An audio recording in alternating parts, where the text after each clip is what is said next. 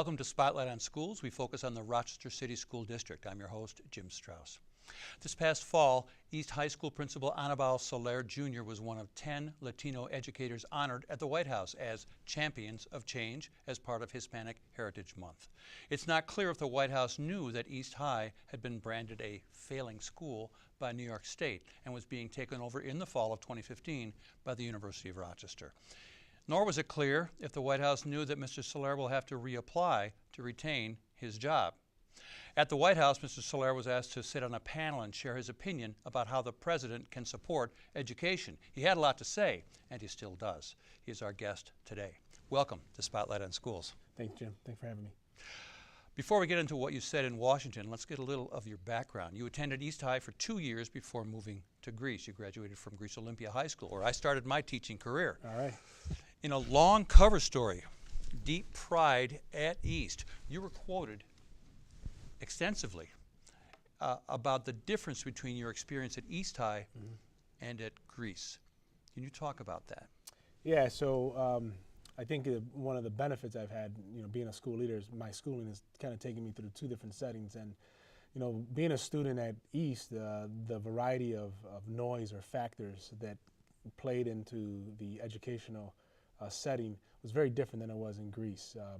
I think specifically I talked about where we start as students. So oftentimes students come in with larger gaps in the city schools and particularly at East. So coming into 7th grade, 1% of the kids are proficient on the state assessment. When I went to Greece, it was very different. It was a different set of expectations, and kids came in kind of having a different understanding of what was expected in school, behaviorally and also academically.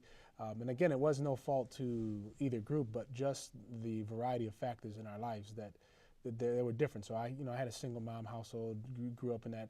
When I went out to Greece, I was the anomaly. I was the only one of maybe a handful of us who had that type of experience. It was, 2-parent settings.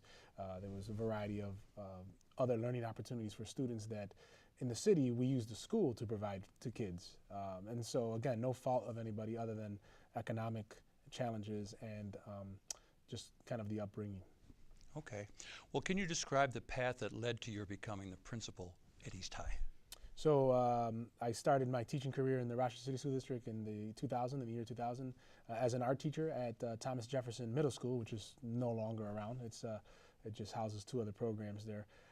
And I did that for about 3 years. I got my master's in instructional technology, and I moved into instructional technology, and I was an IT resource teacher where I would kind of go around the district supporting teachers on how to implement best practices with technology. I work with principals on how to implement best practice technology in terms of their work, train them on how to use certain applications.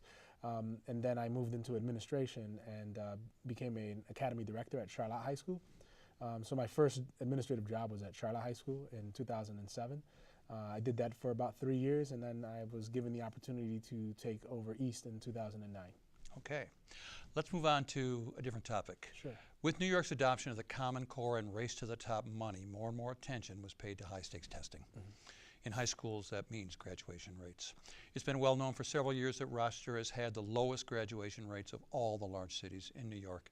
It's no coincidence that Rochester is also at or near the top of the list of cities in the country with the highest rate of child poverty, concentrated poverty, and segregation. The graduation rate by August of 2014 for East High was 44%. Overall for the city, it was 51%. For New York State, it was 76.4%.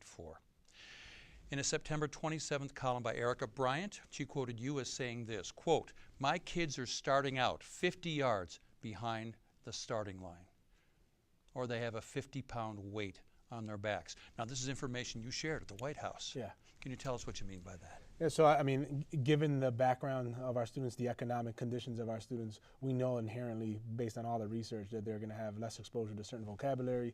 They won't be reading by grade level, oftentimes going into even pre-K, kindergarten, 1st grade. So we know they're going to have these gaps. And the way the school system's set up is sometimes kids continue to move based on age, but not necessarily based on having certain standards and academic ability. So it makes it extremely challenging. It's not that the kids don't want to do the work, it's not that the kids can't do the work, but it may take them a little longer to do the work. It may take them more time. So, the unfair thing with the graduation rate is we're all measured in 4 years. But if you look at the school's rate in 5 years and 6 years, you start to see exponential growth for an urban setting dealing with kids that have a variety of trauma in their life. And again, I think that's where we have to be careful, I think, as a system. And obviously, there's individuals who make decisions that enforce some of these policies, but that's basically what I meant. And my kid comes in 9th grade, he's not met state proficiency, but he may be 13 years old, 14 years old. Age-wise, he's ready to be there, but he may have some academic and numeracy type gaps that we now have to address in 4 years. And again, we don't necessarily have all the tools to do it because we're bound by time. But to me, the success is if the kid graduates, even in the 5th year, to me, that's still a success.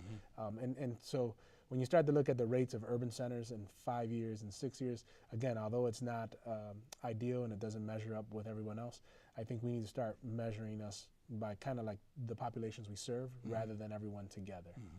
You had mentioned in an earlier article that 5% of kids coming into your school are reading and doing math at grade level. Yeah, based on state assessments. So Yes. if I were to take the New York State assessments, that would be my proficiency rates. And so now if I take 5% and in 6 years from 7th and 8th grade and graduate 44%, you look at growth and you think about, wow, that's significant. Kid passed 22 courses. He got past 5 regions with a 65 or higher. I mean, some people may say that's miracle work being done with not necessarily more resources or any more time. Okay. Well, let's go back to talking about Washington. What else did you tell the president's panel? So I had basically said that I think we need to have some courageous conversations as a country. I would talk about teaching profession. I have some phenomenal teachers, but it is tough work working in an urban setting. And the mandates that are applied to us are universal. They're across our boards, and we're asking teachers to do things that we wouldn't ask any other profession to do. We don't ask doctors to decrease the obesity rates of patients. We don't measure them by how many lives they save. But yet we ask teachers to get X amount of their kids to do reading by this grade level or math by this grade level. And it's just not fair because we're not taking into account all the other variables that our kids deal with. So I talked about, a neighborhood community, more of a neighborhood approach, making sure that resources were aligned between municipalities, between the mayor's office, the school district, everyone who's really servicing that community. I had asked the president, they had asked us in particularly, what would the president be able to do for you? And I think one is kind of bring value to education again. I mean, he's an African-American male. We know that we have a lot of gaps in the African-American community, the Latino community, in terms of student achievement. So being able to have a president to have some tough conversations about not the importance of just doing well, but really looking at gaps in our systems and how we're maybe not addressing certain trauma or how we're not accommodating for the needs of kids in terms of prenatal care for families, before the child's born. Looking at all those gaps that we know, based on economic standing, other families are addressing and give a kid an early start, and they don't have a 50-pound bag on their back. So that was kind of the conversation, and we really always hear, when it comes to urban centers, we hear about the Harlem Children's Zone model. So let's be courageous enough to just create that model, and let's not make it a charter only model. Let's make it something that we force public education and communities to own, and so that's kind of what I had asked. Okay, well, we're starting a grand experiment at your school. We can talk about that a little bit later. But you met President Obama. It must have been kind of cool. What did he say to you? Yeah, when you meet him, you're kind of like, you're meeting the president, and it hits you kind of like more after the fact. Like, oh my God, I just met the president of the United States, one of the most most powerful people in the free world. But I basically just introduced myself, and he said, great, we need people like you in the profession. And he asked where I was from, and I said Rochester, New York, and I told him East High School, and he said, well, tell your kids that we need them to pull through. We need them to do well, and our community is going to be dependent on them. And he wished us luck, and there was a lot of people, so you didn't get much time with him. But the fact that I even met him was a surprise because he wasn't supposed to necessarily be at the event. We were with the vice president at the time, so it was in hindsight, it's like I can go back to my kids and say, I met the first African-American president of the United States. I met the president of the United States, and I got a photo. So cool. Something you'll never forget. Yeah, that's right. Okay. Well, I want to change the topic again. I want to talk about suspensions. There's been quite a bit of attention to the issue of suspensions in the city schools. East High, it's the largest city in the largest school in the city, has 1,700 kids. Through December 17th, which is the latest figures I have that were published in the Democrat and Chronicle, the district had 4,500 suspensions, and over 1,000 of those were from East High.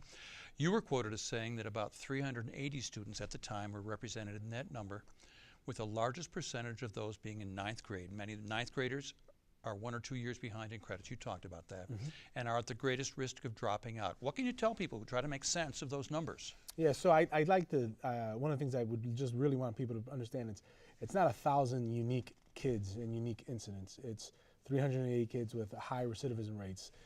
You know, some of those kids could have 5 to 6 suspensions. And I also think one of the things that we have to have as a conversation as a community is what's allowable, what's not allowable in our communities. And so we know in some of our communities language is a challenge, what's used out in the streets and in the community. Sometimes it's hard for students to turn off, and you know, what's tolerable, what's not tolerable. And we have a lot of students who have, again, very traumatic experiences that may not make the wisest decisions when dealing with conflict. And you know, we have to also protect the integrity of the classroom for the kids who do make the right decisions, who do decide to do the right things. And so it's a fine line, and it's a tough line to balance. So I think people really need to understand and dig more into the numbers. And unfortunately, a lot of those kids are the overage, undercredited kids who have been in ninth grade maybe 1 year, 2 years. And oftentimes, sometimes they're even middle school students who have been retained maybe once or twice in their career from K through 8. So you're dealing with a variety of needs, and that we may not always have the ability to deal with them. And so that's the challenge. And unfortunately, one of our only tools with dealing with students with conflict or students who violate the district's code of conduct is suspension. We don't really have a lot of alternatives to suspension options for kids. And so as a school leader and as a school administrator, trying to support teachers, and you know, there's the SAVE legislation that we have to also support, which is teacher-based in terms of minimizing disruptions in the educational classroom. So it's a fine line, and it's a conversation I think we have to have as a community. I think it's one that we at East will need to have as U of R kind of unfolds and they revisit past practice. Something that came out of that article, it says fewer than about a tenth are the kind of suspensions caused by violence or criminal behavior, things like that. 90%, about 90% are the kind of things that you talked about, the language. It also talked about in-school versus out-of-school suspension. 66% are in-school suspension. So that means kids are still receiving instruction, I think. Well, are they? That's a good question. Yeah. Several years ago, several articles, you know about those, have come out that talked about how it was understaffed, very inefficient in school. Talk about that now. Yeah, so I think the big shift was when Jean-Claude Brizard, superintendent, was basically removed the out-of-school suspension option at the time and forced everyone to have an in-school suspension model, obviously for a variety of research-based reasons and, again, social justice reasons to keep kids in school and keep them connected. So I think there was a lot of hiccups in the rollout of that. And I mean, at East, I know initially, in the initial articles prior to my time there was some issues with how that was rolled out and was it really productive. But I think in the long term, it's actually been a viable option to keep kids in school, making sure that teachers can still deliver resources to them to still stay connected to the classroom. It's still a tough concept. So I have a building of about 1,500 kids, and let's say I have 50 kids. That's a significant number. People would say, wow, 50 kids in in-school suspension, but out of the total population, you know, mathematically, it's not a significant percentage. Right. So, but how do you manage 50 kids who are in school suspension? What kind of academic experience? So you're right, it is not ideal. It is not pure teaching. A lot of it is probably workbook based, small group instruction, and you have teaching assistants doing it. So you don't oftentimes have a certified teacher doing it. You have teaching assistants. So there are some things I think can continue to be revisited on that model, but I do think it's an appropriate solution to support some of our kids. And some of our kids, their infractions are minor, so they may skip multiple periods. It's not a reason to send the kid home on out-of-school suspension, but you put them in school suspension for the rest of the day, maybe figure out what's going on, and again, that's where I think some of the work needs to occur. We have teaching assistants. We don't have counselors or social workers in there. Say, like, you know, what's going on with why you're not making it to class. So I think those are things that, as U of R comes in and as the school continues to move forward, that hopefully will be part of those resources that get readjusted and readdressed so that we do have a lower amount of suspensions. Because we get nothing out of suspending a kid. Right. And at the end of the day, we're still responsible for that lost instruction. Okay. We're going to take a break now. We're going to come right back. Don't go away.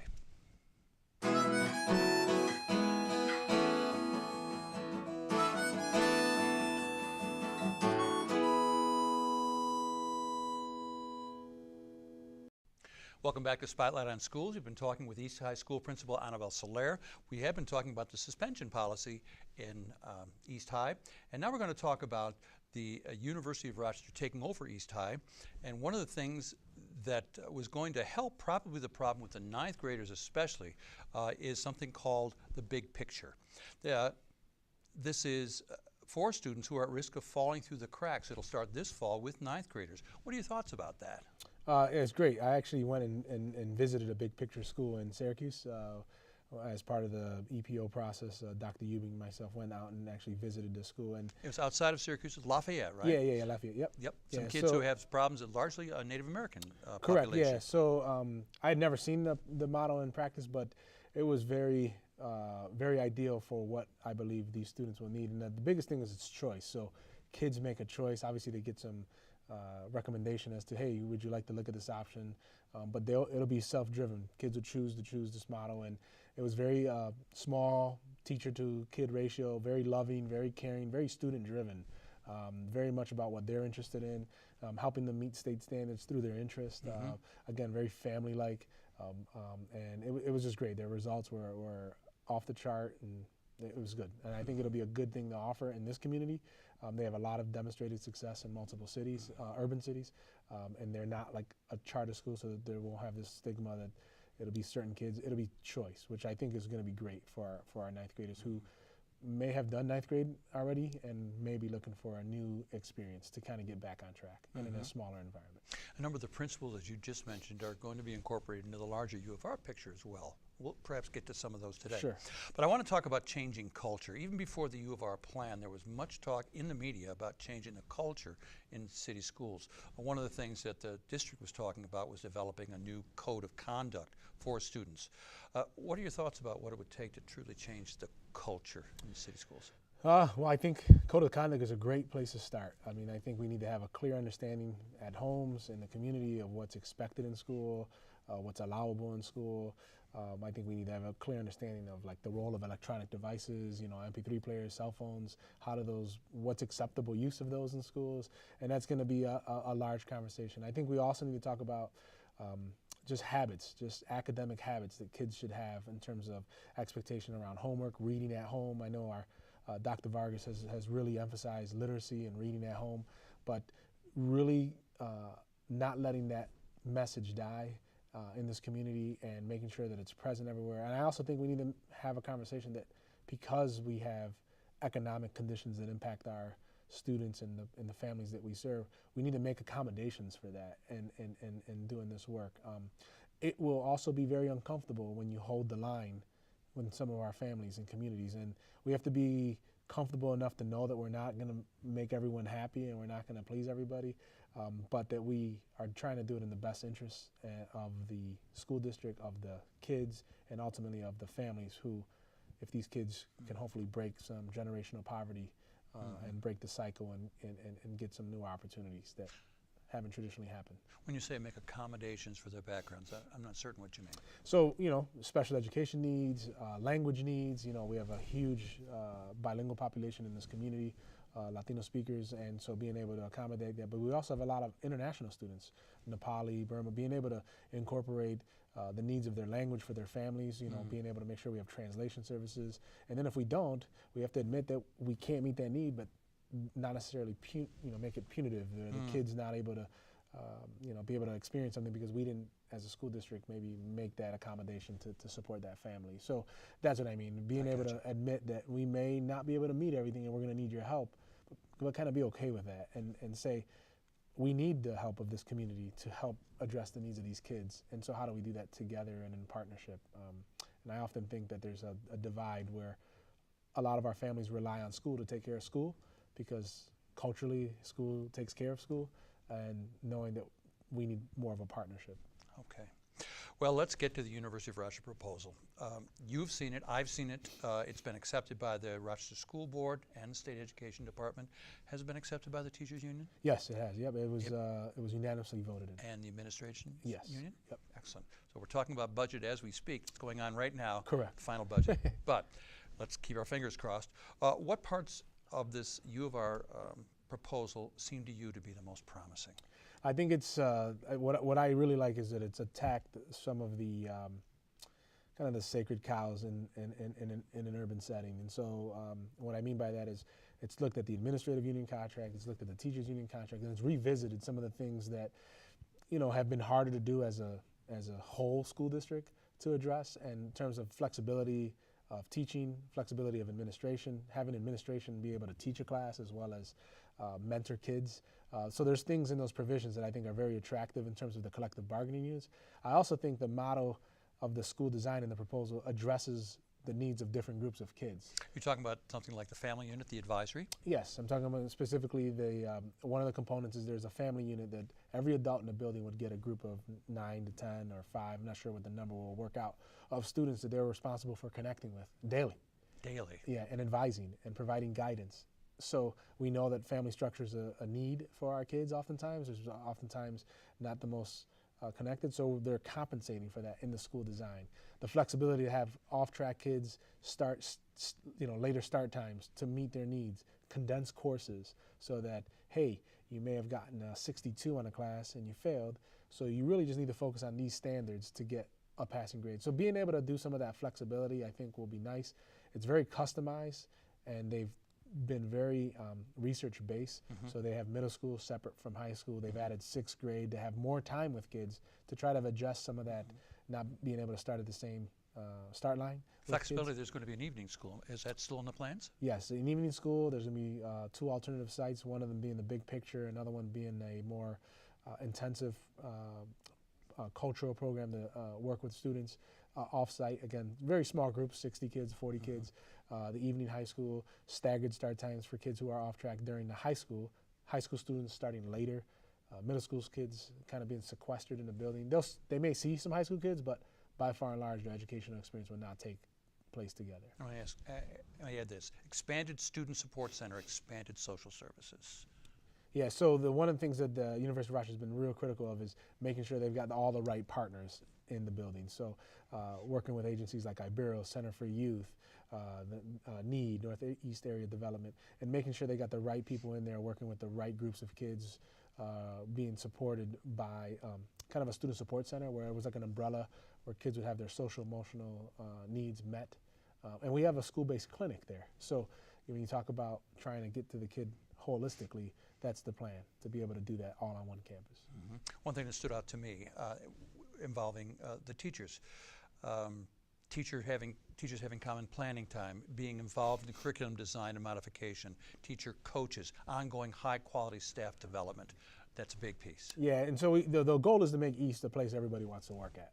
So, there's that old motto that if you take care of the teachers, they will take care of the kids. And so the goal is that this is the best place that a teacher's going to want to work at as well. They're supported, they're coached, they have time to collaborate with their colleagues, they have time to develop curriculum, there's time to develop assessments, review assessments, work with children, and do it with their peers during the work day. Oftentimes there's that expectation, but it's not built into the work day.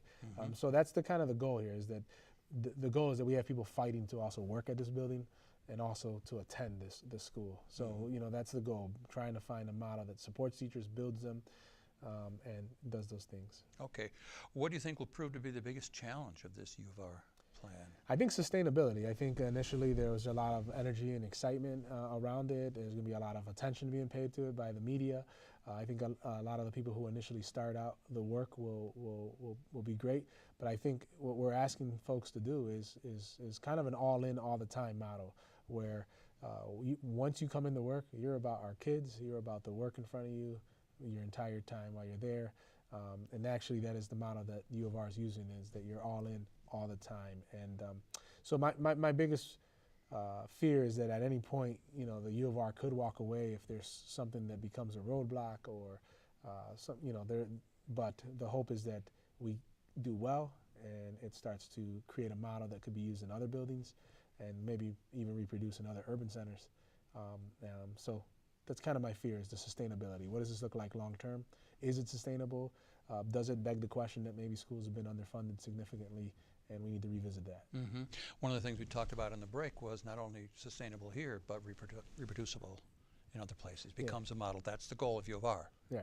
Become a model. Yeah, that's the goal of U of R, and I also think it's the goal of the Board of Education. I mean, they actually, President White has been very much at the forefront of this partnership and bringing U of R in and asking them to do this, because eventually there's going to be schools that are going to be quote unquote out of time and have not met graduation rates for so long, and we're going to need solutions for those schools. And so if this is something that works, then maybe this does become something we can replicate at another high school. Yes. In Rochester, there are schools that are running out of time. Correct. All right, I want to change the topic yet again. Okay. Separate but equal. Yes. There's a growing voice calling for the deconcentration of poverty, at least as far as education is concerned. That voice is in Rochester. Activists are raising the old cry that separate but equal is never equal. It's playing out now as people are trying to expand the urban-suburban program and receiving pushback. We're seeing it in Spencerport. Our previous superintendent, Jean-Claude Brizard, said poverty is no excuse for not getting education. Yet I've had reform advocates here at this table, Dan Dermesich, Bill Kayla among them, on this program, who say that poverty creates burdens that are nearly impossible for the masses to overcome. Yes, there are occasional heroes who triumph, but the fairest way is to integrate, perhaps by going to a county-wide school district. At the meeting where I met you, I heard two principals, neither of whom are Caucasians, saying that they've seen evidence that this doesn't need to happen, that is, that integration. Where do you line up on that? I'm one of those two principals. So. I didn't want to say it, but okay, yes you are. Yeah, I firmly believe, just like our former superintendent believed, that poverty isn't a reason. It is a factor. I mean, I think no one will never discredit that. It is a factor. It does change how you work with these students. I think the bigger question is, do you have the resources to meet all the factors and the variables that poverty brings in it? And I think the original separate but equal, the history behind it was that they wanted equal funding for schools that were segregated. The Supreme Court's response to that was that separate was inherently unequal. So the people who originally fought for it didn't want necessarily integration. They wanted more resources for their segregated schools because they didn't get the same funding as white schools and black schools. So the response from the Supreme Court was that separate was inherently unequal, which then caused integration. So those schools they had faculty and staff that represented those communities and kids that were in those communities. So they had a lot of successes. And I think what we have to be careful now is that a conversation we can have? And I think you see it playing out in some of our suburban communities, that it's a very uncomfortable conversation to have. And I don't necessarily know if you ask the kids if they really care about that. What the kids really want is they want the same experiences that they have in the suburbs at East. They want the same experiences that they have in Brighton at East. They want to make sure they have those resources. And I think we need to make sure that knowing the challenges of our students, it's going to cost more because of the effects of poverty and the impact of poverty. But at the end of the day, when the kid goes for 6 hours to the suburbs, they still come back to the most impoverished part of the city. So the bigger conversation is, what are we doing for that community in the community, not just for 6 hours a day for schooling. So that's kind of my argument. We got about a minute left. Sure. Let's role play. You're going to apply for that job of principal at East High. I'm your job interviewer. Why should I give you that job? I've been all about East for the last 6 years, being a former student there. I'm committed. I'm a champion of change. And in the sense of the first question, I do believe it's possible. I do believe we can do this. And I just want to be given that opportunity. So. Okay, well, best of luck as you lead East High. Those of us who care about the future of urban education are going to be watching you. Thank you. I want you to thank you for joining us. Appreciate it. At Spotlight on Schools. We've been talking with East High Principal Anibal Soler, Jr. Thank you for watching Spotlight on Schools, and see you next time. Good night.